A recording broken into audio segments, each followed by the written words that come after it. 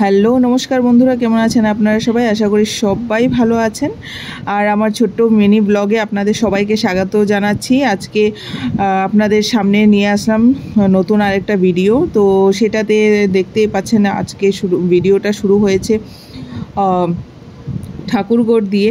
যেহেতু কালকে আমাদের বাড়িতে হলো মা মনসা মায়ের পুজো, তো আজকে থেকে সব প্রস্তুতি চলছে। 1 মাস যতদিন আমাদের বাড়িতে বই পড়া হয়, 1 মাস পড়া হয়, সেটা বই পড়াটা আমাদের একদম আগে থেকেই, পূর্বযুগ থেকেই বই পড়া হচ্ছে।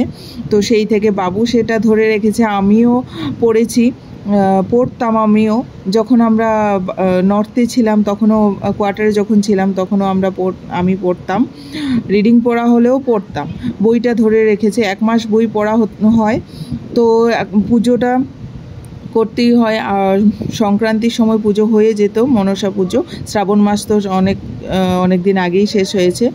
তো আমাদের কোনো একটা কারণে পুজোটা হয় নাই সংক্রান্তির সময়, কারণ কি নিরামিষ পড়েছিল তার জন্য। তো আজকে মনসার মায়ের ঘরটা চেঞ্জ করলো, তো এখানে ভোগ টোগ দেয়া হলো, আমাদের সেরকমই দেয়। তো আসতে চলছে নতুন আরও